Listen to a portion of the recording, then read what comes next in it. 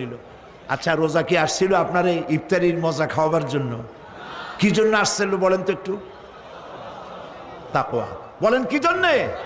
তাকওয়া সৃষ্টি করার জন্য। সারা জীবন রোজা রাখলাম, মুত্তাকি হইতে পারলাম না, ঠিক কিনা? রোজার দিনে মানুষ মিথ্যা কথা বলে না, ঠিক কিনা? সব সময় মিথ্যা বলে। এই লোকটিও যদি দিনের বেলায় কোনো লোক আসে এমন যার সাথে মিথ্যা বলাই লাগে, বলে যে ভাই এখন আমি খুব বিজি, মাগরিবের পরে আসো, তাহলে বোঝা গেল লোকটা ভয় করছে, একটু একটু হইলেও ভয় করছে। রোজা আসলো ভয় সৃষ্টি করার জন্য, ভয় করতে পারলাম না, ওজনে কম দিলাম, খাদ্যে ভেজাল দিলাম, মিথ্যা কথা বললাম সমানে। প্রিয় ভাই সব, আল্লাহরে ভয় করুন। যারা ব্যবসায়ী ওজনে কম দিয়া প্রতিদিন 5 গ্রাম, আগে তো 6 টাকা বলতাম আমরা, এখন কি বলে?